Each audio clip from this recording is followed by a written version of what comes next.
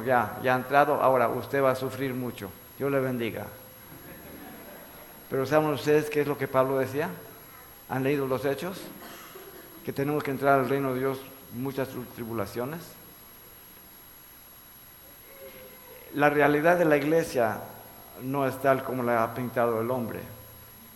Entonces aquí Pablo ahora les declara tres verdades absolutas acerca de él como su pastor. Esto se enfoca en él. Está aquí en el versículo 25 al 27. Permítanme leer aquí.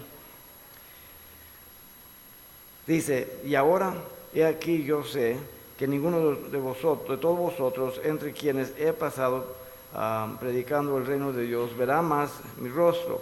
Por tanto, yo os protesto en el día de hoy que estoy limpio de la sangre de todos, porque no he rehuido anunciaros todo el consejo de Dios. Las tres verdades absolutas acerca de él como su pastor son las siguientes. Primero, vemos aquí que Pablo tenía la convicción de que no les vería de nuevo. Absolutamente, el versículo 25.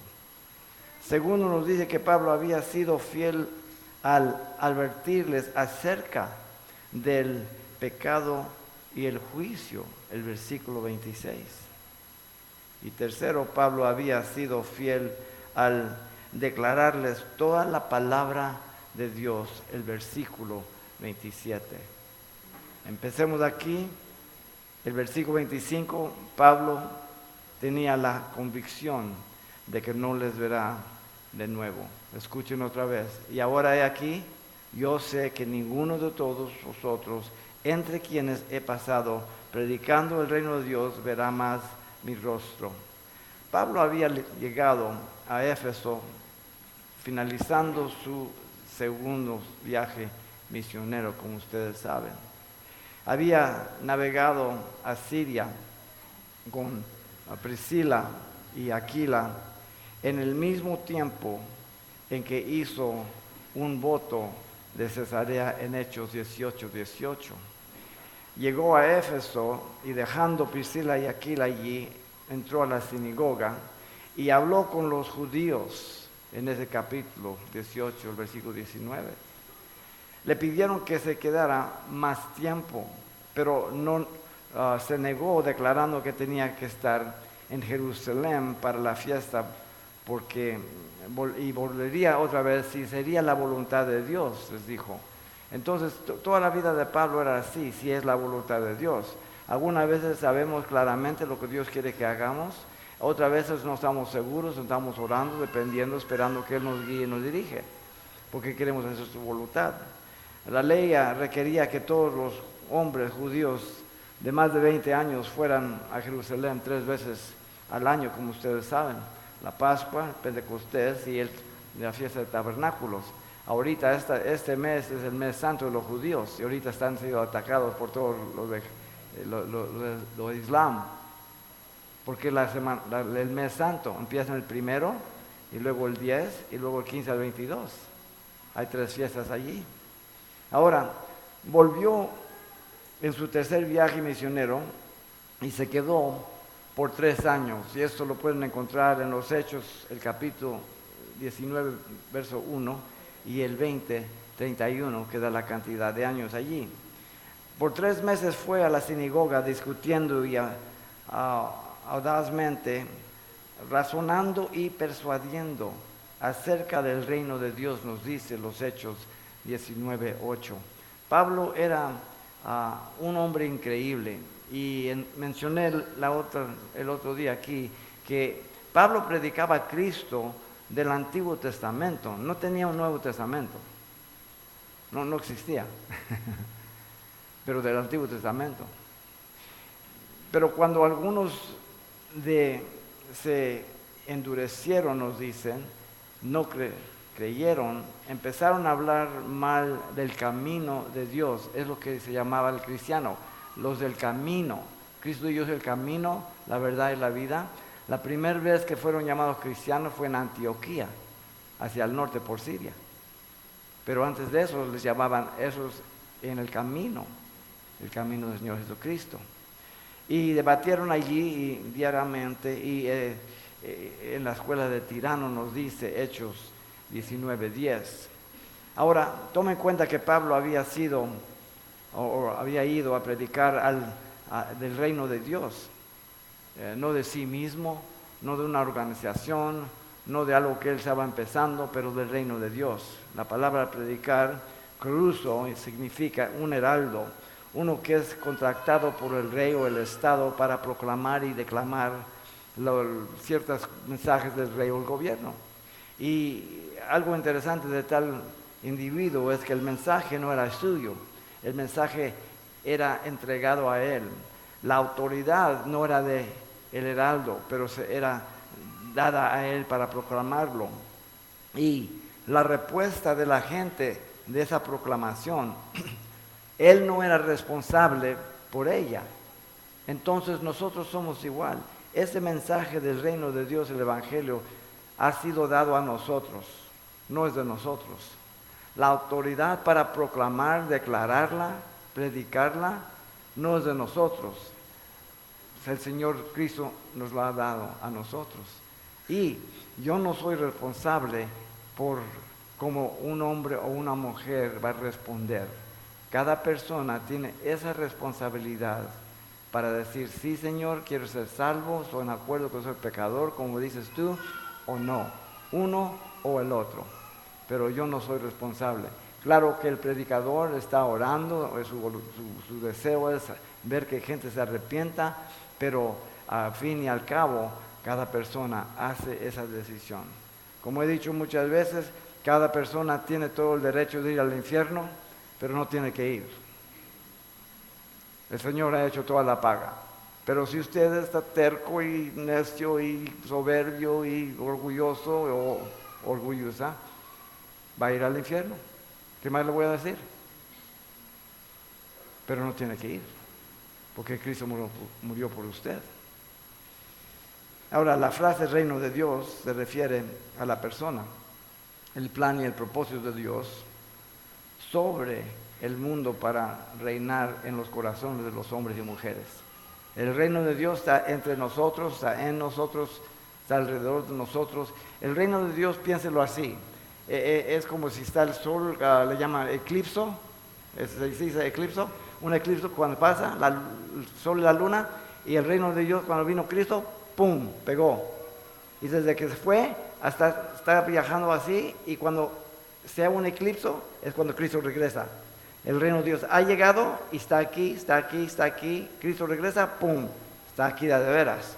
Va a establecer el reino. Entonces, la gente de Dios, la gente de Cristo, representa el reino de Dios. Esa acción que ha ocurrido en el corazón del hombre, en la mujer, que ha transformado sus vidas de lo que éramos antes a lo que somos hoy en Cristo Jesús. No ser religiosos, pero espirituales, basados en las escrituras de Dios, no nuestras opiniones. Dios es todopoderoso, todo presente, todo consciente, y está en control de todo, a pesar de la perecidad del hombre y todo. Y el plan de Dios es salvar al hombre que está perdido. Por eso envió su Hijo, por ninguna otra razón. El propósito de Dios es romper el poder del pecado en la vida de cada persona, que sea de drogas, que sea de alcohol, o que sea de una persona moral, buena, ejemplo a la sociedad. Toda persona es pecadora.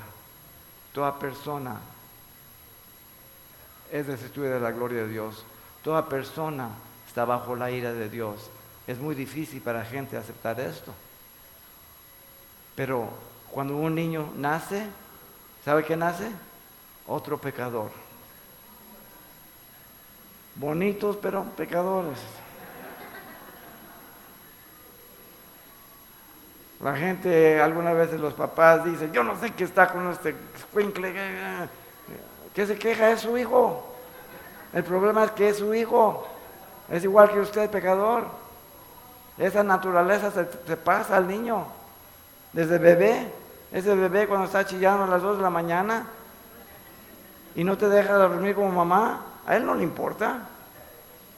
Él quiere su mamila y quiere que le cambie y no importa nada más. Gracias a Dios que no nos dio con músculos y dientes, porque si no nos agarra por el pescuezo. ¡Dame mi leche! Son pecadores. No les importa. La novia de Cristo está siendo ahora reunida, judío y gentil, uno en Cristo Jesús. El pueblo de Israel era solo judío, solo que sea proselita, pocos. Pero ahora es judío y gentil, uno. Hay tres categorías que Dios ve al mundo: judío, gentil o su iglesia. Esa iglesia no hay diferencia. Que sea gentil, que sea judío, que sea blanco, que sea negro, que sea chaparro, que sea alto, no importa. Que sea calvo, que tenga pelo largo, no importa. Uno en Cristo Jesús. Un cristiano nunca debe de ver la diferencia en nada de nadie, porque todos merecemos el infierno. Y si estamos en acuerdo con eso, la vida es más fácil. No podemos enaltecernos unos a los otros, porque es la gracia de Dios que nos ha salvado. Ahora Pablo tenía la convicción que esta sería la última reunión con ellos, como nos dice aquí. Volvió a Jerusalén y fue arrestado, como ustedes saben, en el templo, en los Hechos, el capítulo 21, por el 26 al 36. Y Pablo había patronizado a 4 hombres jóvenes judíos con un voto dentro del templo en ese capítulo. Y en cuanto hizo eso, los judíos de Asia vieron a Pablo en el templo y creyeron que había traído los gentiles que llegaron con él y le acusaron que había contaminado el templo. Y casi lo mataron. Fue llevado a Cesarea después que fue allí encarcelado por un tiempo, y cuando hubo un complot para matarle, lo llevaron a Cesarea y llegó luego y que un complot, como dije, contra su vida fue descubierto por su sobrino en los Hechos, el capítulo 23. El sobrino de Pablo escuchó hablar del complot y le contó a Pablo, a quien le había visitado, y le envió al comandante, y luego Pablo fue enviado esa noche a Cesarea del Mediterráneo, y allí fue encarcelado por cierto tiempo como prisionero político, pero la voluntad de Dios estaba allí, porque Pablo escribió 4 de las cartas del Nuevo Testamento en cuanto era prisionero en la cárcel. Y si han leído la epístola de Efesios o de Filipenses, dice allí que estaba allí por la voluntad de Dios, y el evangelio no había sido parado, pero estaba proclamando, y hasta algunos de los soldados superiores, que eran los guardaespaldas de César, habían llegado a conocer al Señor Jesucristo. Y entonces los filipenses recibieron las noticias que Pablo estaba bien, el evangelio todavía estaba predicado, que no se tenían que preocupar. Ahora, estuvo bajo encarcelamiento con Félix también en los Hechos del capítulo 24, 25 y 26, y Pablo le dio testimonio a Félix allí en el capítulo 24, y Pablo apeló a César en el 25, porque ya se cansó de una tras otras cosas, y vio que no lo iban a dejar ir, y por seguramente Pablo está hablando y también orando al Señor, y el Señor está dirigiendo, porque el Señor le habló a él y le dijo que iba a llegar a Roma, y que le había prometido eso, y a pesar de eso, después sabe que fue y se metió en el barco, había una tormenta, y parecía que iba a morir, pero no murió, porque Dios le había prometido. Entonces Pablo dio testimonio a Agripa también en los Hechos, al capítulo 26, y Agripa le dijo a Pablo, por poco me persuades a ser cristiano. Hechos 26, 28. Casi ya me haces cristiano. Nadie puede hacer a nadie cristiano. El Señor Jesucristo por el Espíritu Santo tiene que traer convicción y entonces nos entregamos a Él. Si una persona le puede convencer a usted ser cristiano, alguien más va a venir y convencerle de ser algo más. Tiene que ser la convicción del Espíritu Santo. Ahora, fue transportado a Roma y permaneció allí durante 2 años en su propia casa, alquilada y recibiendo a todos, y no fue impedido en ninguna forma en los Hechos del capítulo 28, el verso 30 al 31. Y no tenemos ningún registro a los efesios que lo vieron otra vez. Nunca lo vieron como está diciendo aquí. Entonces fue librado y encarcelado de nuevo. En esta ocasión sería decapitado por Nerón. Los filipenses otra vez les aseguró que sería librado en Filipenses de capítulo 1, versículo 19 al 26. Fue librado y entonces fue encarcelado otra vez. Y su último testimonio lo vemos allí en 2 de Timoteo, el capítulo 4, 6 al 8. Allí le declara a Timoteo que estaba a punto de morir, siendo un encarcelamiento diferente. Se puede comparar. El tiempo es diferente, la ocasión es diferente. No tenemos todos los detalles, pero este es el caso. Ahora, Pablo habla de la dificultad que tuvo al dejar a Timoteo, si se acuerdan, en Éfeso la última vez, porque le dejó la iglesia. Dijo esto: deseando verte al acordarme de tus lágrimas para llenarme de tu gozo. 2 Timoteo 1:4. Ese hombre y Timoteo era como padre e hijo. Lo llevó como sus discípulos, viajaron juntos, fueron encarcelados juntos, pasaron por muchas cosas y le entregó la iglesia a Timoteo en cuanto Pablo se fue. Y cuando escribió 1 Timoteo, 2 Timoteo, ya la herejía que había profetizado aquí en ese pasaje ya había ocurrido. Muchos de ellos dentro de la iglesia, como vamos a ver, estaban trayendo discípulos tras ellos. Y a través de los años de caminar y servir a Cristo, se debe cultivar buenas relaciones y debemos de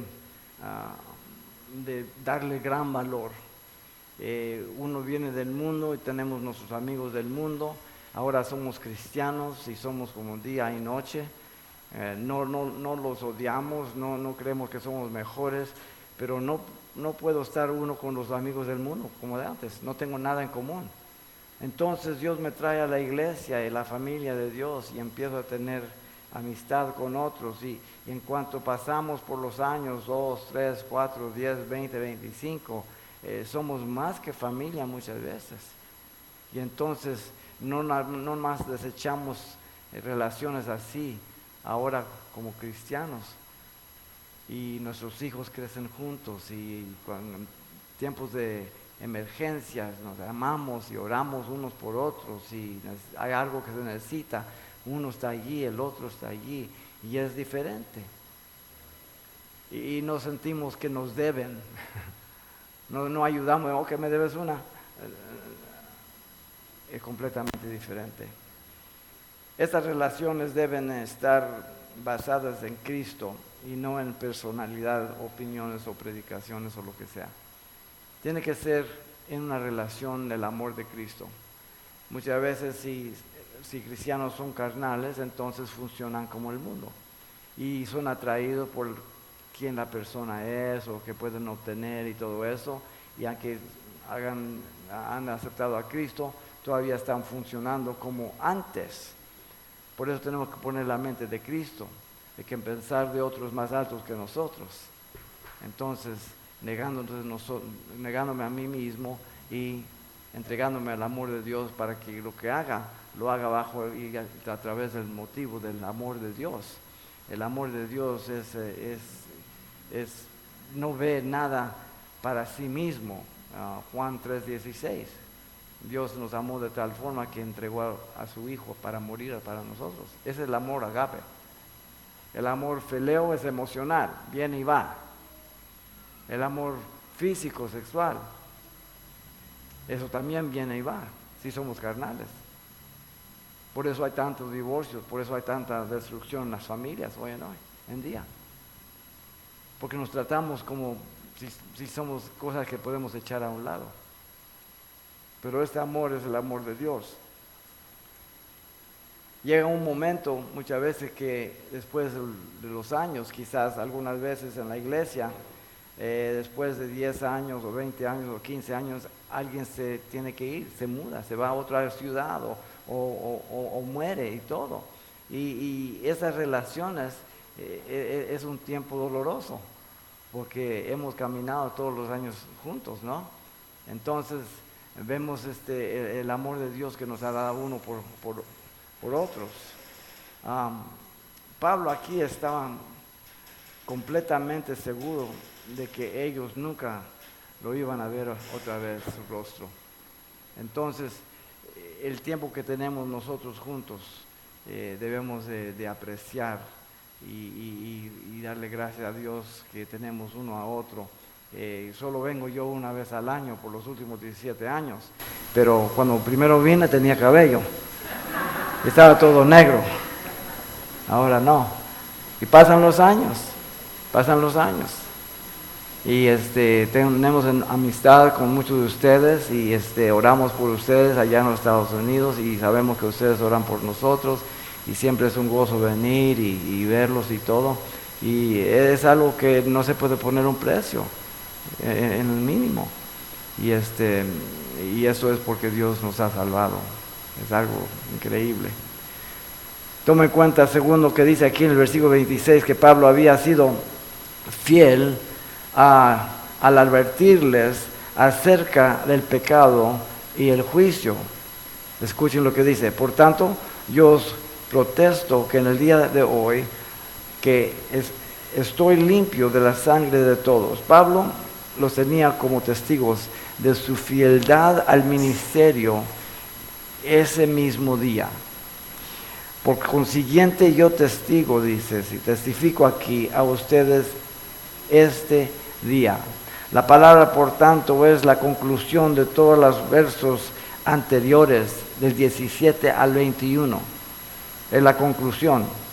La palabra protesto se refiere a hacer testimonio a alguien que registra los hechos.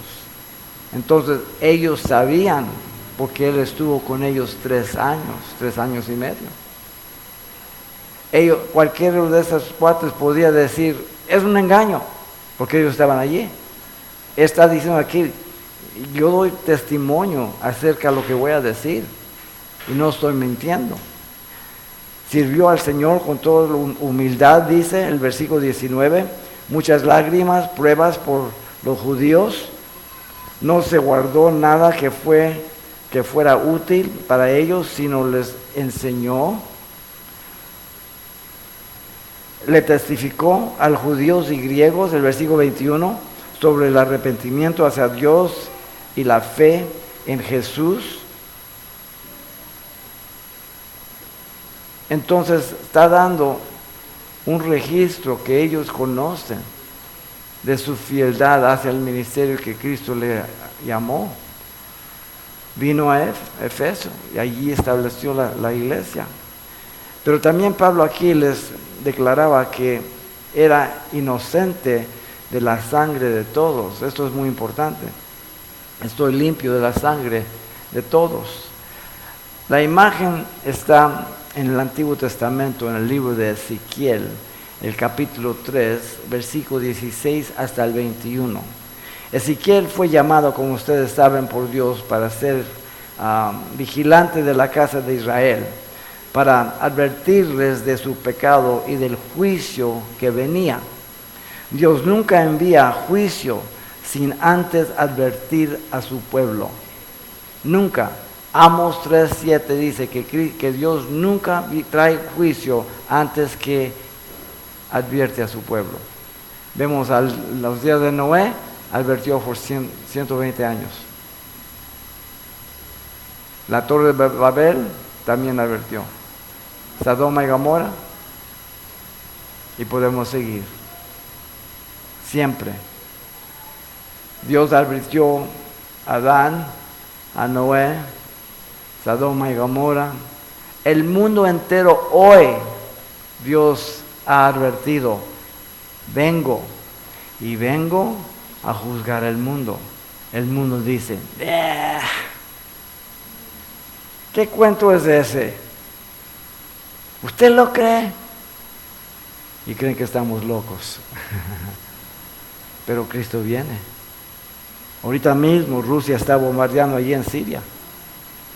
Ezequiel 38-39 dice que Rusia va a atacar a Israel del norte. Eso lo sabemos. Se está poniendo en posición ahorita. Puede ocurrir, no sabemos exacta, pero puede pasar. Ahí está. Ezequiel era el responsable de proclamar la advertencia a los malos de que si se volvieran del pecado, daban vuelta, se arrepintieran, que no iban a morir, pero si no se arrepentían, iban a morir. Entonces, en ese pasaje, dan los dos lados. Si los malos se volvían de sus males maneras, Dios no los juzgaría. Pero si no se arrepentían, entonces iban a morir en su pecado. Ese es un principio básico. Mucha gente dice, me alegro que esto es del Antiguo Testamento. No. Pablo lo está citando para el Nuevo Testamento.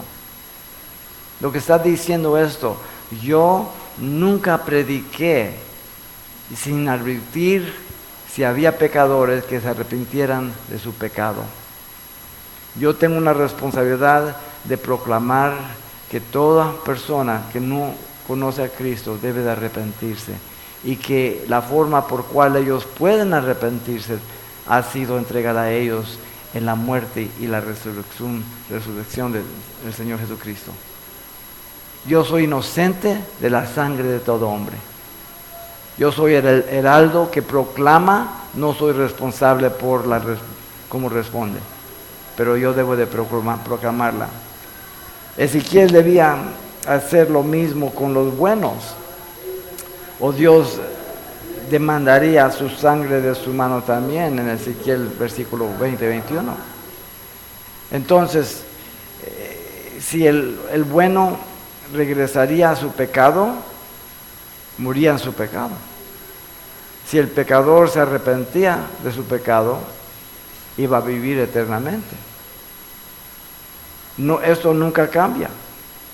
El mismo principio todavía se mantiene válido por Pablo en el tiempo del Nuevo Testamento.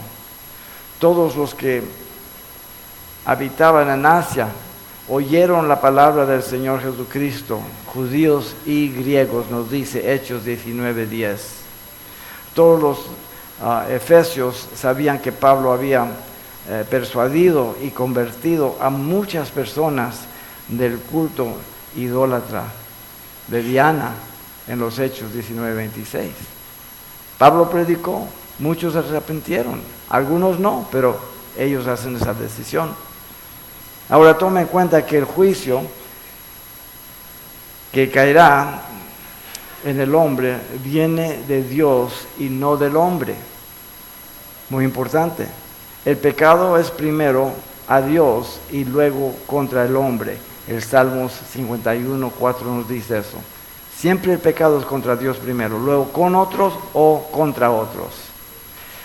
Debe haber un reconocimiento de los pecados personales antes de Dios. Debe haber una confesión personal de los pecados a Dios y debe haber un abandono de la vida pecaminosa dependiendo de Dios cuando lo aceptamos. Y hay consecuencias, aunque yo me arrepienta de mis pecados y pida que el Señor me perdone, me perdona, todos mis pecados están olvidados, arrojados al mar más profundo, al este, al oeste, pero las consecuencias muchas veces no se desaparecen. Yo tengo que vivir con ellas. Un ejemplo, si una mujer tiene un hijo y se arrepiente y no tiene marido, es salva, es perdonada, es criatura nueva, pero ese niño no se desaparece. Esas consecuencias están con nosotros. Entonces, como cristianos, ¿qué hacemos? Aceptamos esas consecuencias en honor y en honra y en gloria a Dios, que Él es suficiente. Mi vida pasada, soy nueva. No dejo que eso destruya mi vida porque soy nuevo en Cristo Jesús. Ya no vivo allí. Y la forma por cual glorifico al Señor ahora es ser madre fiel, enseñando a mi hijo o hija la palabra de Dios, orando por ellos y mostrándoles los modos de Dios. Es todo. Algunas veces la gente cree que viene a aceptar a Cristo y todo cambia y ya no tiene que tener consecuencias. No, sí. Si yo robo un banco y me agarran, entonces tengo que ir a prisión, ¿no? Y después que hago la paga me dejan ir afuera. Hay consecuencias en toda la vida. Gálatas nos dice el capítulo 6, 7 al 8, de el principio de sembrar y cosechar. Eso aplica al creyente y al no creyente, los dos. Esto sucede ya seamos perdonados, como dije, por Dios, como cristianos o no. La intervención soberana de Dios para estorbar ciertas consecuencias es exclusivamente suya. Algunas veces Dios soberanamente nos protege de algunas de las consecuencias, pero no todas. ¿Por qué lo hace unas veces, no otras? A una persona, no otra. Yo no sé, le preguntamos juntos cuando estamos allá, no sé. Pero sé que Dios es santo, Dios es perfecto y es soberano y no puede hacer ningún error. Entonces reposo sobre la gracia de Dios, sabiendo que Él sabe lo que es mejor para mi vida. El pecado es una desobediencia continua a la conciencia y evidencia de la creación. Romanos el capítulo 1, versículo 20 y el capítulo 2, versículo 15. Cada persona sabe que Dios existe por conciencia y la creación. No hay una persona que ha dormido afuera bajo el cielo y en la noche ve todo el cielo estrellado y la luna y todo y ha dicho, evolución. Lo natural es, ¿quién creó esto? Alguien lo creó. De la creación el hombre no tiene excusa. De la conciencia, él sabe lo mal y lo bueno. ¿Quién se lo puso allí? Dios. Conciencia, creación, historia, el hombre no tiene excusa ante de Dios. Con eso es suficiente para condenarlo, absolutamente. La conciencia puede ser manchada, nos dice 1 Corintios 8:7, manchada, cuando hacemos algo que no debemos hacer. La conciencia puede ser cauterizada, 1 Timoteo 4:2, se cauteriza cuando pecamos 1, 2, 3, 4 veces. La primera vez nos pesa, la segunda menos, la tercera menos, y luego como nada, porque cicatrizamos la conciencia. Cuando tenemos una cicatriz, esa parte no puede sentir muy bien. Cuando hay una cicatriz, se pierde el sentido. Es lo que le hacemos a nuestra conciencia. Lo que creía que era mal, no es mal, es un error, no es un pecado. El hombre cambia el vocabulario para justificarse y hacerse sentirse mejor y bien. La conciencia debe recalibrarse con la palabra de Dios para ser correcta delante de Dios. Entonces llego a Cristo, mi conciencia, cuando yo estaba en el mundo, estaba toda destrozada.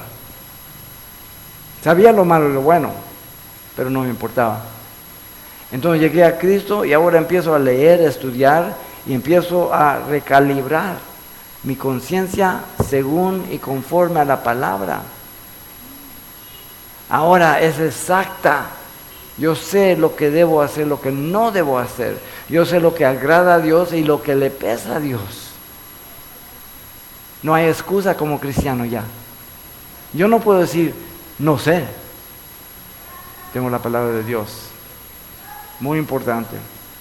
El pecado solo puede ser quitado por el Hijo Cristo Jesús. La ira de Dios cayó sobre él. La invitación es simple y clara en Juan 3:16 a todos. La condenación es también así de simple y clara de Juan 3:36. El que no tiene el Hijo no tiene el Padre, y el que no tiene el Padre, el Hijo, está bajo la ira de Dios. Es muy sencillo. Y no puede tener el Padre sin el Hijo. El Padre viene por medio del Hijo. Esos que dicen que tienen el Padre sin el Hijo son mentirosos, engañados. El pecado se castigará con la separación eterna de Dios en el lago de fuego. En Apocalipsis, el capítulo 20, versículo 11 hasta el 15. Todos que en la vida rechazaron el Evangelio serán tomados del Hades, de la muerte, y serán lanzados al lago de fuego o Gehenna, en el mismo lugar, lago de fuego o Gehenna. Existe hoy, no sabemos dónde está. Ahorita toda persona está donde lo que le llamamos en general el infierno. Antes del Antiguo Testamento había una división, el lado de los que murieron en fe y el lado de los que rechazaron, no conocían a Dios y estaban en tormento. El Señor Jesucristo nos da eso en Lucas 16, cuando Lázaro murió y el rico, y nos muestra allí la diferencia. Cuando Cristo murió, Él descendió, predicó, agarró a los que murieron en fe y los llevó al cielo. Ahora solo hay un lugar, no dos. Es donde toda persona que rechaza el Evangelio hoy a Cristo, cuando mueren, van al infierno. El infierno no es una invención del hombre.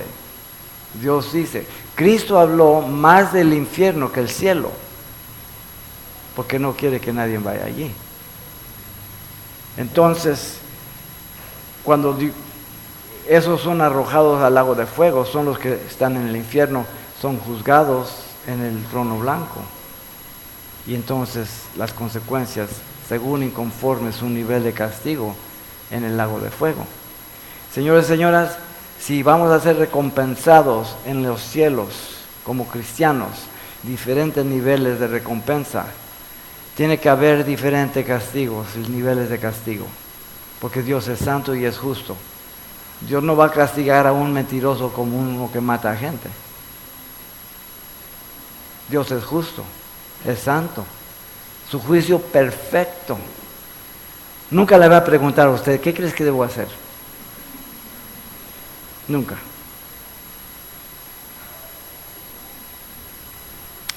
También serán lanzados allí del Hades, como dije, y no habrá ninguna segunda oportunidad.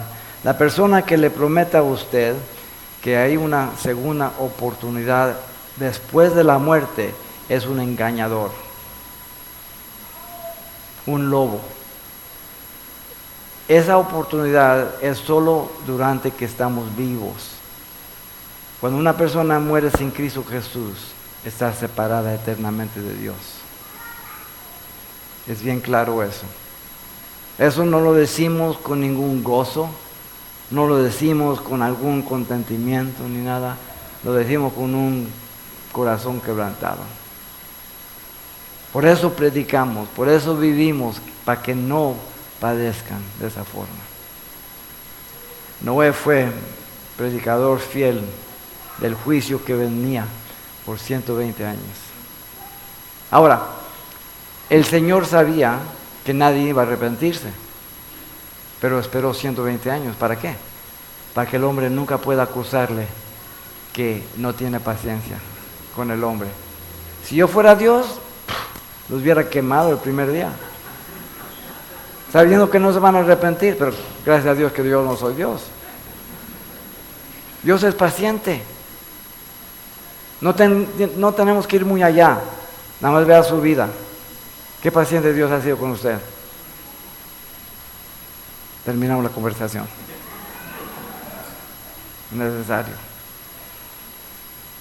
A la gente le gusta echar solo cosas positivas, sin que mencionar lo correcto o lo incorrecto. Entonces hoy en vida tenemos en este mundo la ética de circunstancia o la revisión de los valores o relativismo. Cuando pasamos al año 2000 estamos en un mundo amoral. Todo en vez de ser negro y blanco es gris. No quieren que juzguemos nada. Sea hombre o mujer, dos hombres, dos mujeres, lo que sea, no juzgue. Isaías 5:20 dice, va a llegar el día que dicen lo bueno es malo y lo malo es bueno. Estamos aquí, señores y señoras. Y no es solo en Colombia, no es solo en los Estados Unidos, es mundial.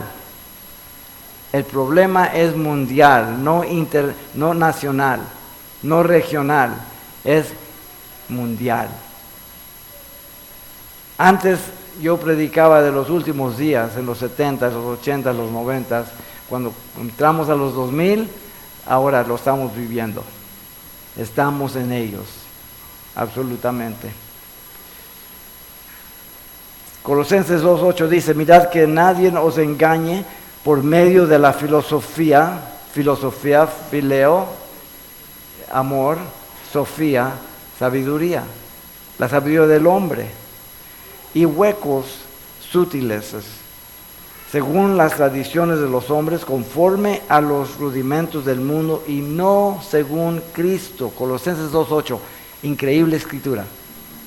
Márquenla. Psicología, sociología, antropología y todas las IAs que quieran allí contradicen la palabra de Dios. La responsabilidad del creyente es grande. Somos la luz y la sal de la tierra, como dijo Cristo en Mateo 5:13 y 16. Estamos para orar por el perdido y aquellos en autoridades, por preparación para la predicación del Evangelio. Esto nos dice 1 Timoteo 2:1-4. Sabemos que los políticos, sabemos que la gente en autoridad no son cristianos, están haciendo decisiones para lo que es mejor para ellos, su poder, dinero y lo que sea.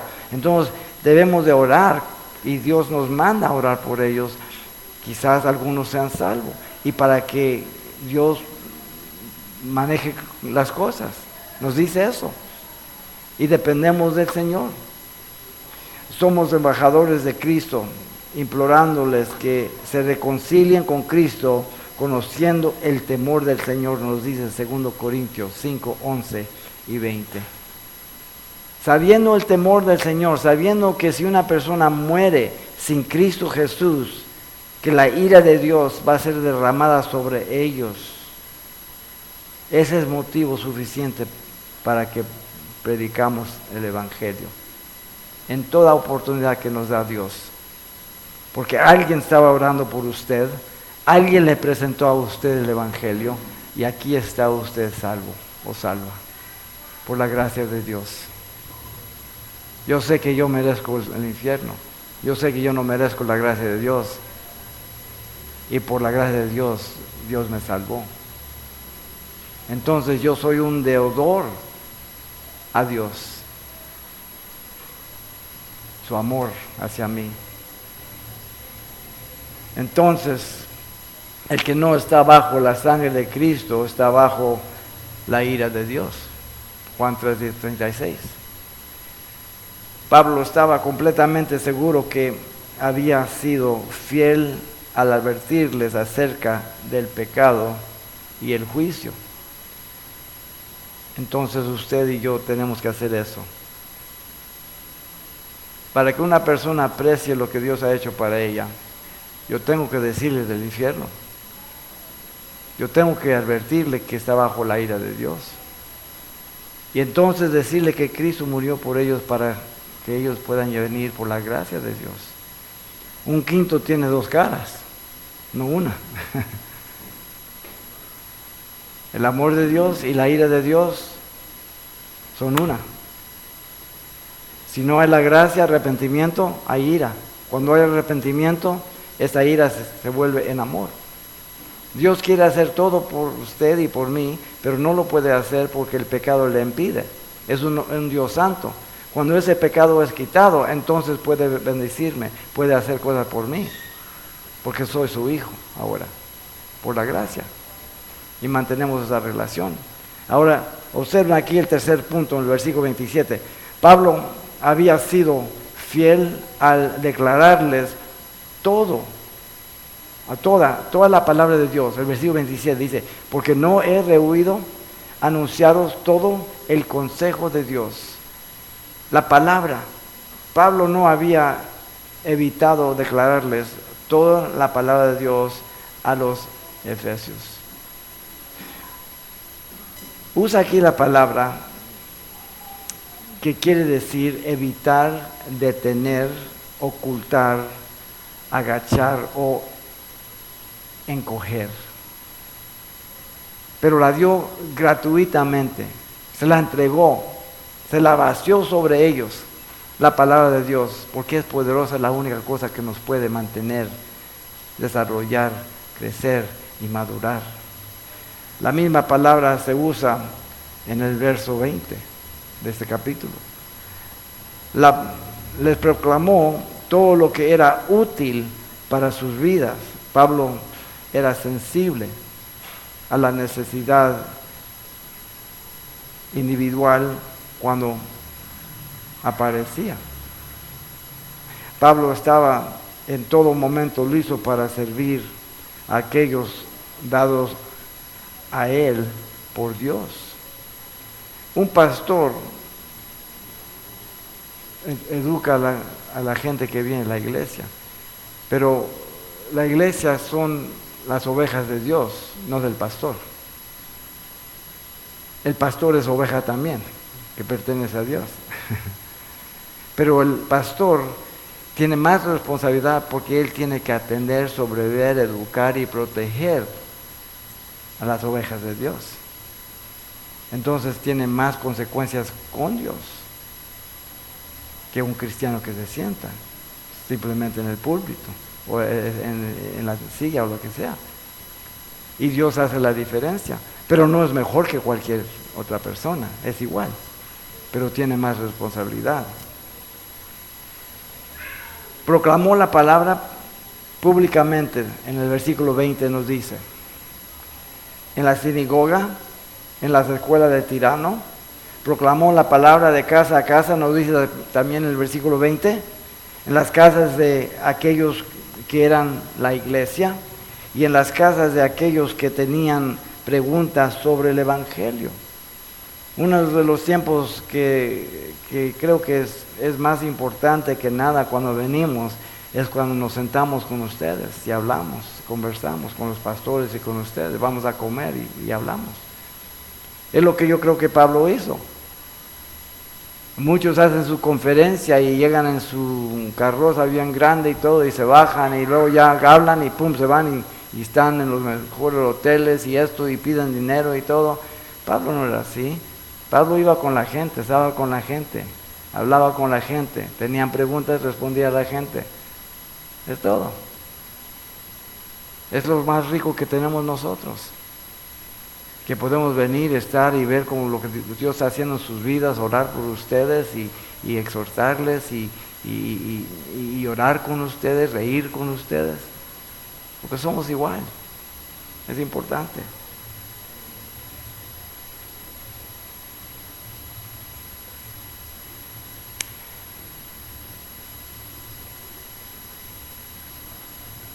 Toma en cuenta que Pablo aquí declaró también toda la palabra de Dios, dice. El primer capítulo de Tesalonicenses es un ejemplo perfecto de esta práctica de Pablo, que habiendo estado allí solo 3 semanas, les enseñó meramente todo, cosas importantes del Antiguo Testamento, de los últimos días que no tenemos en ninguna otra parte. Solo tres semanas allí. Enseñó la doctrina de elección y predestinación en el capítulo 1, versículo 4, y no dio ninguna explicación. Predestinación, libre albedrío. ¡Pum! La dejó allí, sin explicación. Y la creyeron. No empezaron a alegar o nada. La comprensión acerca del sufrir por el nombre de Cristo también les dio en primer capítulo, versículo 6 de Tesalonicenses. 3 semanas. El ejemplo del creyente a través de sus vidas y la predicación de la palabra fue encomendado a ellos y la recibieron como palabra de Dios, no del hombre. El capítulo 1, versículos 7 y 9. Y el retorno de Cristo por su iglesia del cielo. En el capítulo 1, versículo 10. Nada más en el primer capítulo dijo eso. 3 semanas. Nuevos creyentes. Increíble. ¿Cómo podían entender? Porque tienen el Espíritu de Dios. Cuando usted es renacido, el Espíritu Santo viene a su cuerpo y mora en su cuerpo. Tienen la mente de Cristo, el Espíritu de Cristo, la palabra de Cristo. ¿Qué más quiere? La única cosa que nos falta es la voluntad, la obediencia. Dios nos ha dado todo, señores y señoras, todo. La epístola a los Efesios les recordó la importancia del completo consejo de la palabra de Dios una vez más, así también el propósito de la iglesia en Efesios 4, el versículo 11 hasta el 16. El 11, allí dice que hombres capacitados para hacer la tarea como regalos a la iglesia de Dios, los pastores, los evangelistas, profetas. Dios les dio a la iglesia eso. El versículo 13 de Efesios 4 dice la permanencia de estos hombres en la iglesia es hasta la madurez del creyente. Entonces, los pastores, los evangelistas y todo lo que está ahí alistado es para que la iglesia crezca, desarrolle, madure a un estado maduro de Cristo Jesús, para no vivir en una forma carnal como vivíamos antes. De no estar como cuando un niño tiene 2, 3 años y se ensucia los pañales o algo, es chistoso. O que está aquí a 2 años, lo estoy aventando y acaba de comer lechita y me la echa y me baña y me pongo a caer, es como muy chistoso, ¿no?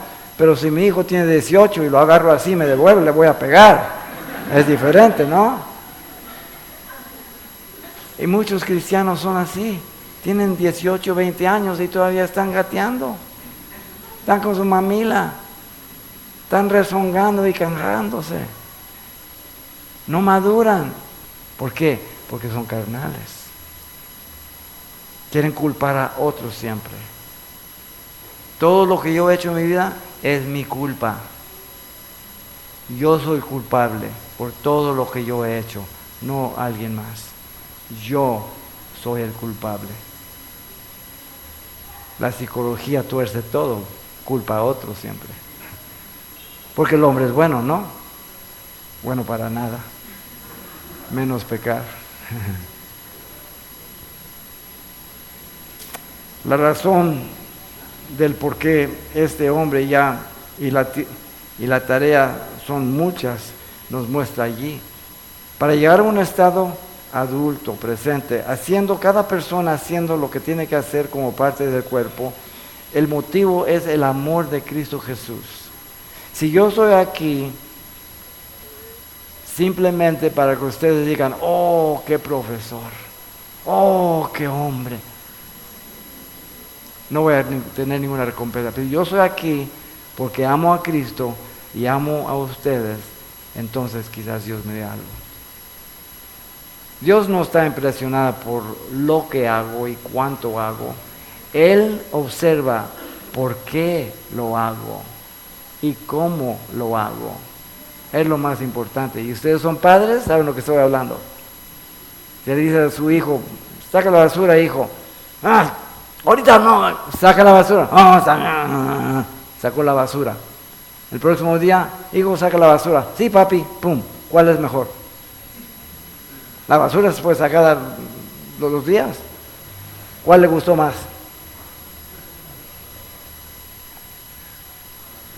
¿Dios es peor que nosotros? Claro que no. Pablo les advertía de dos grupos que adulterían el pleno consejo de Dios. Tomen en cuenta aquí. Los lobos rapaces, versículo 29, entrarían y no perdonarían el rebaño una vez que el pastor Pablo se hubiera ido. El enemigo de dentro siempre es más peligroso. Algunos de ellos de adentro, a quien Pablo les enseñó por 3 años, buscaría discípulos propios, el versículo 30. Lobos rapaces. La declaración de Pablo acerca del total consejo de Dios debe entenderse. El estudio de cada libro en la Biblia, el estudio de cada capítulo en la Biblia, el estudio de cada verso en la Biblia, el estudio de ellos en su contexto. Entonces estudiamos verso por verso, capítulo por capítulo, libro por libro, Génesis, Apocalipsis, en su contexto. Un texto fuera de su contexto es nada menos que un pretexto. Es interpretado subjetivamente, según opiniones. La Biblia interpreta a la Biblia, no el hombre. Es muy importante. El estudio de pasajes paralelos deben ser usados, como el Evangelio. El estudio del fondo histórico del pasaje. Esta carta, esta letra fue escrita en un respaldo histórico a cierto tiempo. El reconocimiento de que la Escritura interpreta la Escritura es muy importante por medio del Espíritu Santo. 1 Corintios 2, 13 al 16.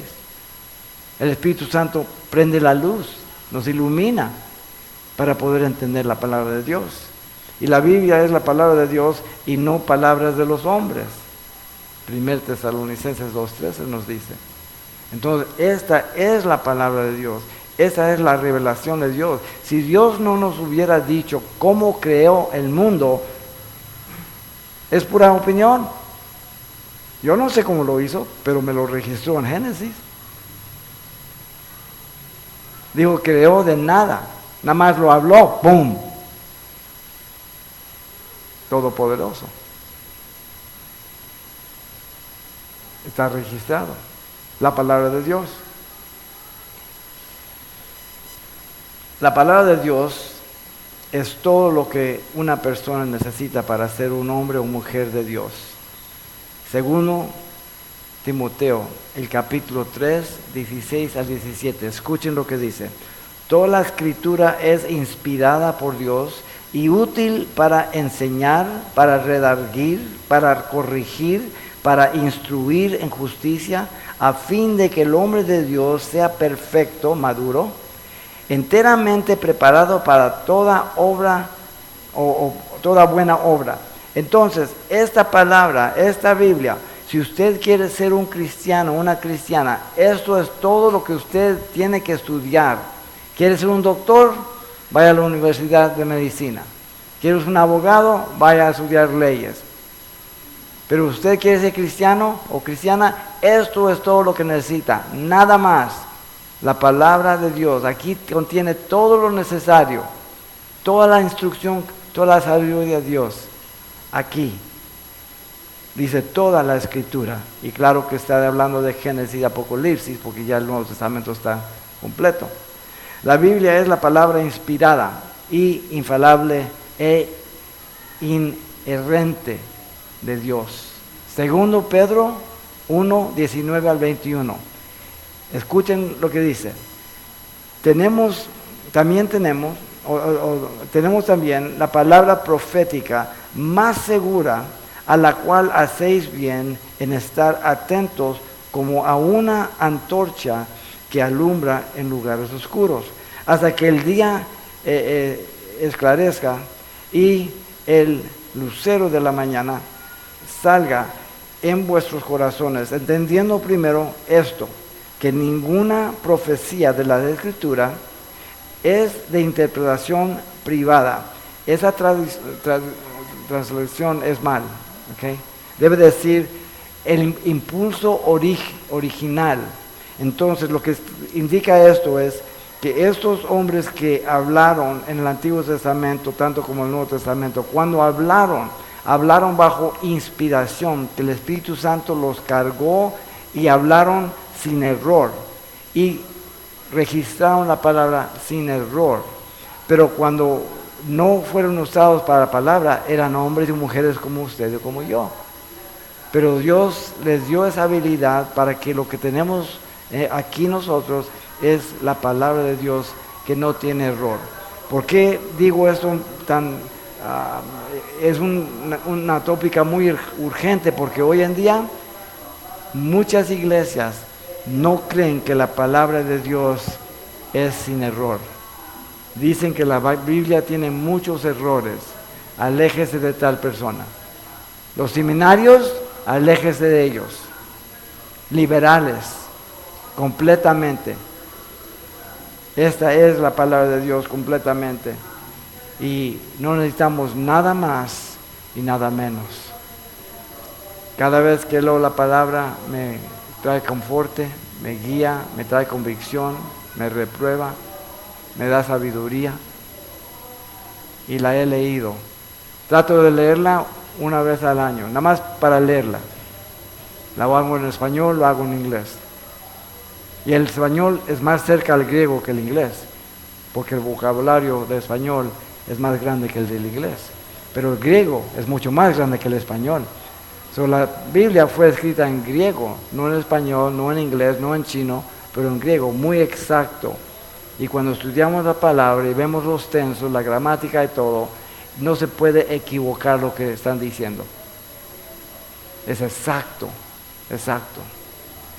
Entonces la Biblia es la única palabra que puede declarar a una persona culpable si rechaza el Evangelio o justificado si abraza el Evangelio.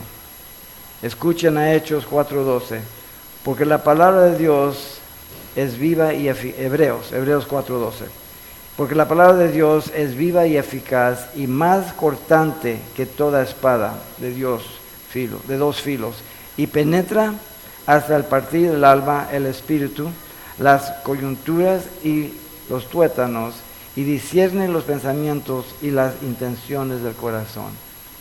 La palabra de Dios. Podemos tratar de escondernos del hombre y lo hacemos, pero no podemos escondernos de Dios.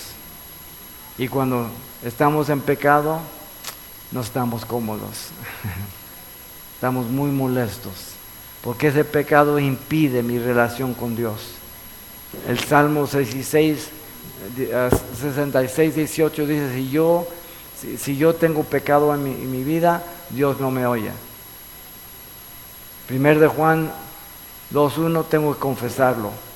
Cristo es el abogado para nosotros, se puede traducir allí abogado. Solo que el abogado Cristo es diferente del abogado aquí. Los abogados aquí en la tierra toman un caso cuando saben que el hombre es culpable y lo tratan de presentar inocente. Bola de ratas, mentirosos.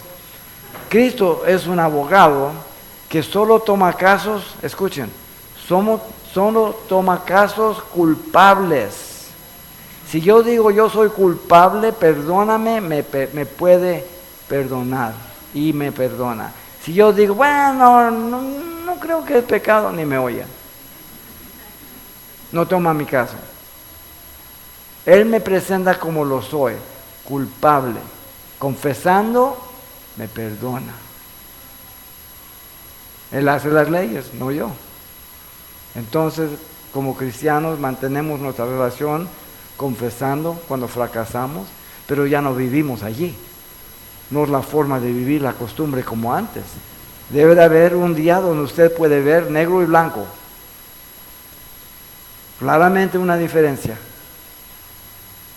Y mantener esa relación con Él. Entonces Pablo aquí estaba completamente seguro que había sido fiel él al declarar todas las palabras de Dios. Nada menos. Nada menos. Entonces Pablo aquí ha declarado a los ancianos de Efesios 3 verdades absolutas sobre él como pastor. Pablo tenía la convicción de que no les veía de nuevo. Siempre es triste cuando alguien se va, ¿no? Y sabemos que no lo vamos a ver otra vez. Pero la esperanza es que todos vamos a estar igual juntos en los cielos, ¿no? Vamos a ver. Cuando un amigo, un papá, mamá muere, o un hijo o hija, lloramos, porque nos duele, pero no porque no sabemos dónde están. No somos ignorantes, sabemos que están antes de Cristo. Entonces, nuestras lágrimas son diferentes de gente que es religiosa, de gente que no conoce a Cristo, porque yo sé lo que ha ocurrido. Y si esa persona que ha muerto es cristiana, entonces está con Cristo inmediatamente. Y cuando yo muera, voy a estar con ellos. Pablo había sido fiel al advertirles acerca del pecado y el juicio. Entonces tenemos ese deber. Queremos proclamar el amor de Dios, que Dios ama a gente, pero no debemos de no anunciar que si no aceptan que hay un infierno. Ese balance. Y Pablo había sido fiel al declararles toda la palabra de Dios. Es la última vez que lo van a ver. Cuando usted va a morir y llama a sus hijos, usted va a escoger sus palabras con mucho cuidado. Su hijo, su familia está allí, no va a decir esto. Acuérdese de sacar la basura el martes. A ese punto, la basura no importa. Lo más importante va a decir, hijo, hija, nietos, nietas, caminen con Dios. Dejen que nadie le quite Cristo. Los quiero ver en el cielo. Padre, te damos gracias por tu gracia, por tu amor. Pedimos, Padre, que seamos fieles a ti, sabiendo que tú eres fiel siempre. Entonces, Padre, pido por toda persona que tenga sus manos sobre ellas. Damos gracias por lo que has hecho aquí. Y Padre, si hay alguien aquí que no te conoce y ha escuchado y tu Espíritu ha traído convicción y ha iluminado, sabiendo, reconociendo su separación de ti, que le ministre, que clamen a ti, Padre. Si usted está aquí, ahorita todos orando, y si usted no conoce a Cristo, si nunca ha aceptado a Cristo, y es posible, entonces Cristo quiere perdonarle. Quiere hacerle criatura nueva, más blanca que una nieve, dice. Pero es según y conforme a lo que ha dicho, que Jesús fue Dios y es Dios hecho hombre. Y Él hizo la paga en la cruz, murió, resucitó, y está sentado a la diestra de Dios. Y si usted cree que Él murió en su lugar y por su pecado, entonces usted puede clamar que le perdone, se llama arrepentimiento, y le va a dar un corazón nuevo, le va a llenar su espíritu y le va a hacer hijo e hija de Dios. Entonces, ahorita voy a hacer una oración, no es una oración santa ni nada, es simple y sencilla, de usted clamando a Dios, no a nosotros, y el Señor Jesucristo le va a salvar ahorita mismo. Usted puede repetir: Padre, te pido en el nombre de Cristo que me perdones por todos mis pecados. Bautízame en el Espíritu Santo. Y quiero aceptar como mi Señor y mi Salvador. En el nombre de Cristo. Amén. Si usted aceptó a Cristo, no se vaya aquí sin decirnos. Queremos darle una Biblia absolutamente gratis. Darle un abrazo. Y es todo. Dios les bendiga. Gracias. Bueno, antes de continuar con lo que tenemos planeado, creo que es especial escuchar esas palabras que hemos escuchado en Hechos 20, pero también creo que se hace, una de las cosas que valoro como pastor y aprecio es cuando yo puedo ver la Biblia a color.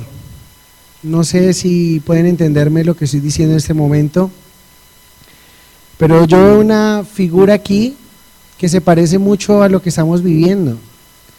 Yo veo una figura de un hombre despidiéndose de unos ancianos en un lugar diferente. Están en Éfeso,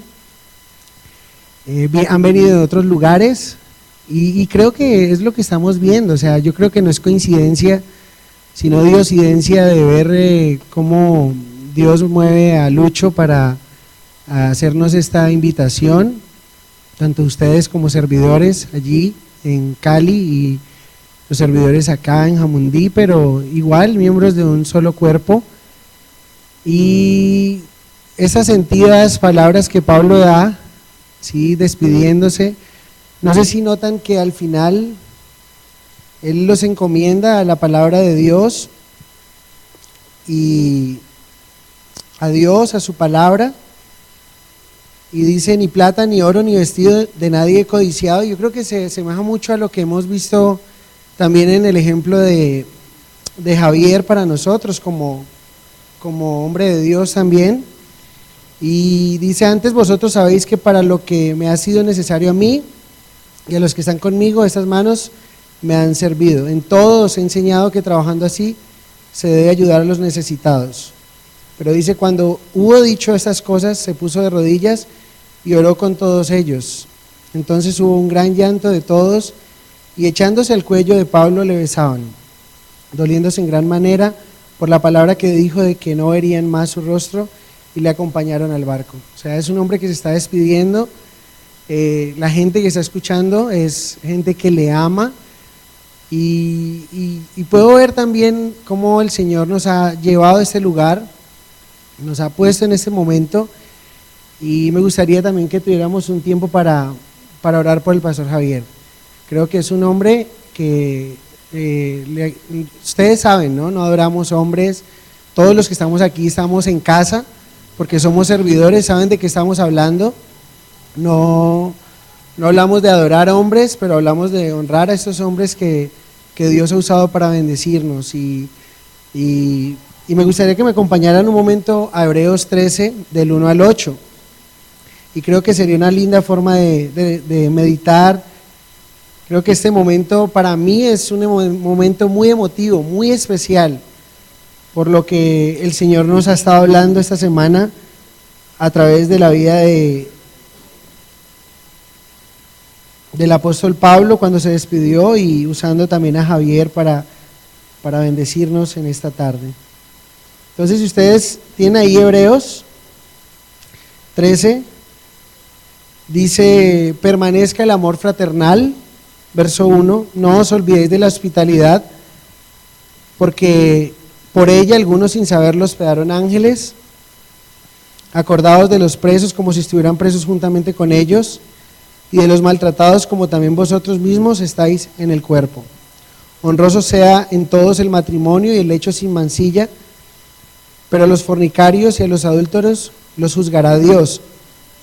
Sean vuestras costumbres sin avaricia, contentos con lo que tenéis ahora, porque Él dijo, no te desampararé ni te dejaré, de manera que podemos decir confiadamente, el Señor es mi ayudador, no temeré lo que me pueda hacer el hombre.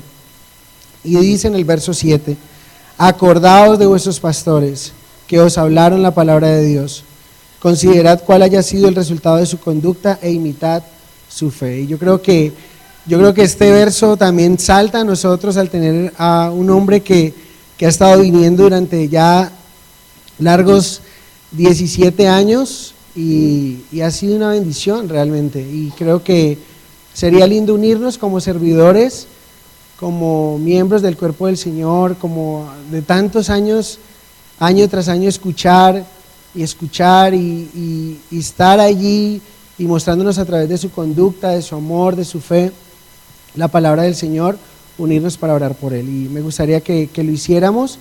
El pastor Javier tendrá una cirugía el 3 de noviembre y me gustaría que desde ya empezáramos a orar por Él, bendecirle. Yo sé que Él, una de las cosas que siente es amor por Colombia. Esta iglesia le ha dado alegrías, pero también le ha dado golpes duros. Y sé que tiene un corazón para bendecirnos, y yo le agradezco tanto al Señor por bendecirnos a través de lo que nos enseña cada año. Yo no sé ustedes, pero personalmente me siento muy bendecido cada vez que Javier enseña.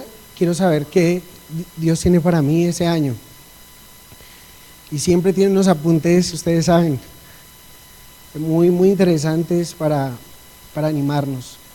Es como un papá. Entonces, Javier, me gustaría que oráramos por ti. Ven, Lucho. Y extendamos nuestras manos y bendigamos a nuestro hermano, que ha sido una bendición, que Dios le permita salir bien de esa cirugía, y si el Señor permite, si no viene antes, todos saben que estamos en los últimos tiempos. Como decía Javier, una de las cosas que siempre ha predicado es, estamos en los últimos tiempos, pero en este momento estamos viviendo esos últimos tiempos. Y me gustaría que levantáramos nuestras manos sin iras ni contiendas, bendiciendo la vida del pastor Javier como un hombre que nos ha bendecido realmente con su amor, y no más. Me gustaría que oraras, Lucho, por favor.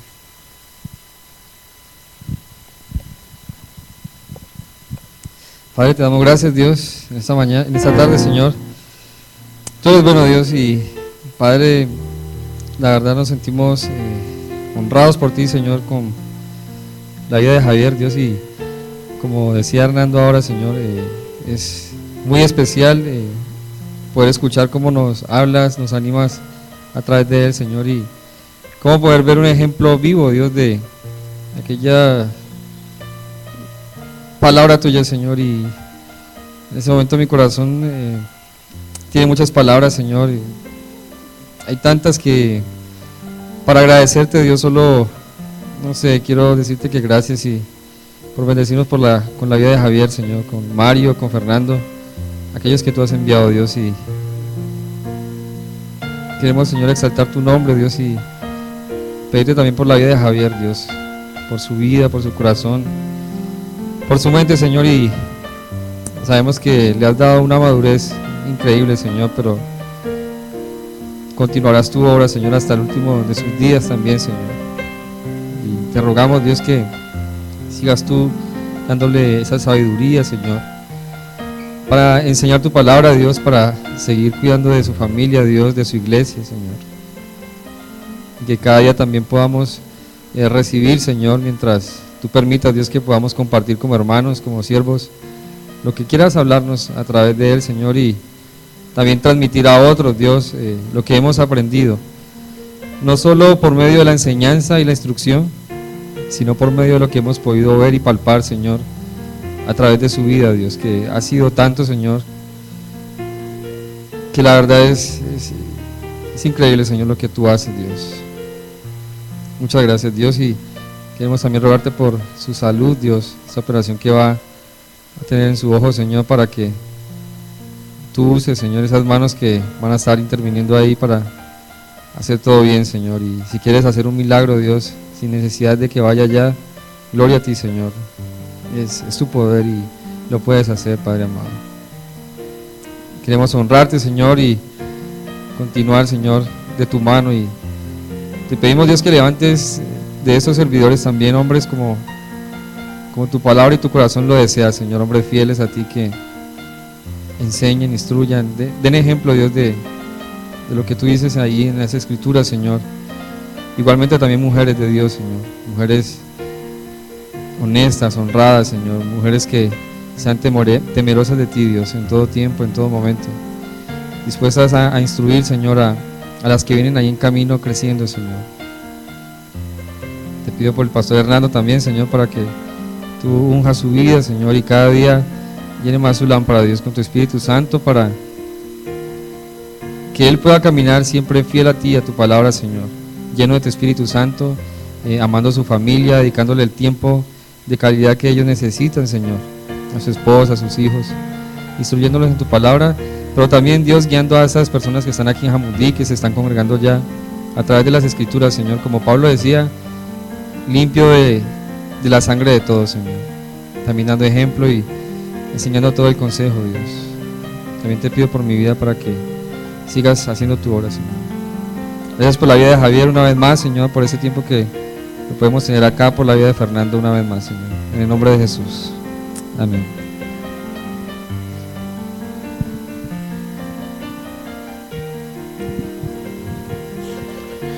Bueno, creo que este ha sido un tiempo muy especial, y hoy leía un devocional y me impactaba, me bendecía mucho, porque cuando estamos desde acá, desde el púlpito, retando a hombres, mujeres como ustedes, nos anima, ¿no? No solamente un ministerio que es de bendición, es un ministerio no que te mantiene pasivo a ser un espectador, sino que te invita a ser parte de la obra. Y eso es algo que año tras año escuchamos, a levantarnos, a hacerlo. Si hombres como Javier nos hubieran incomodado también para venir a apoyar este ministerio que un día nació en Cali, pues no estuviera lo que hoy vemos. Es solo el Señor, pero definitivamente es una bendición y es un reto para nosotros incomodarnos, salir de nuestra silla, mirar el que se está perdido y ir a amarle y dejar de estar cómodos. A veces el mismo ministerio se vuelve algo cómodo para nosotros, ¿sí? Y ustedes saben que uno de los desafíos que tuve al venir acá fue salir de esa comodidad de ser el pastor asistente, estar allí, y una de las cosas que el Señor puso en mi corazón es que no era un asalariado, ¿sí? Porque el asalariado no tiene dolor por las ovejas, pero el pastor ve las ovejas y sufre por ellas y las ama, y eso fue lo que hizo que siguiera al Señor y tomara esa decisión. Entonces el reto es seguir al Señor, honrarle a Él. Ustedes son servidores de años y es una bendición ver que han sido columnas allí donde están, y es un desafío muy muy grande, pero que no nos conformemos con lo que estamos haciendo, sino que cada día podamos decirle: Señor, aquí estamos. Amén. Ese es un reto que quiero que llevemos en nuestro corazón. También, antes de compartir algunos alimentos que tenemos, decía, bueno, ¿cómo podemos bendecir esta coinonía que vamos a tener? Calvary Chapel Pasadena, Calvary Chapel o Capilla Verdad, Capilla Fidelidad. Y yo creo que no hay mejor momento después de esta exposición de la palabra, de ser retados en el Señor, es poder tomar la cena del Señor. Creo que como iglesia podemos hacerlo. La Biblia nos habla que cuando estemos reunidos, poder bendecirnos, poder recordar el sacrificio de Jesús en la cruz. Entonces, acompáñenme a 1 Corintios capítulo 11, por favor. Vamos a tomar la cena del Señor en esta tarde. ¿Qué pasó, Javier y Fernando? No.